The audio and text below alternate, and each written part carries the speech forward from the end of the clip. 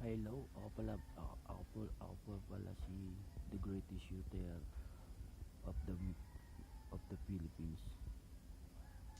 Ang kanda ko po ay opo, pagkakaisa ng kabataan, pagtatanim ng puno. Ito'y walang shabu, walang marijuana. Ito'y tinatawag na Oya Oya Bengbang. Lahat ng magagandang babae sasali. Pero isa lang ang mahal ko, si Mrs. Janitricia L. Robredo ng Bicol Region. Doktor siya. Papabayaan ba ako ng biyanan ko, mayor ng Bicol na si Miss Lenny Jorina Robredo?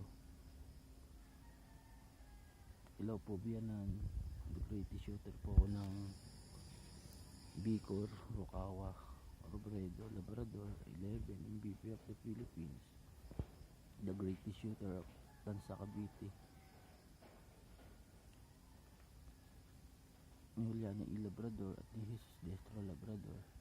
Kakaroon po ako ng 11-15 night shoes, glowing the dark, girl is justice.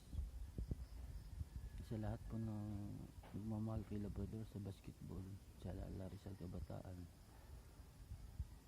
tigilan na natin yung mga away-away. Tatatag ako sa lahalan ng Oya Oya Wall of Fame. Girl is justice in women and children justice movement of the Philippines. Sana Ninong Senator Bato de la Rosa, ikaw ang aking manager ng Oya Oya t-shirt. Tatawa ka po. Ibigay muna po sa akin yung Manila Finest jersey number 69 Labrador. Ako yung pinakamagwapong pulis.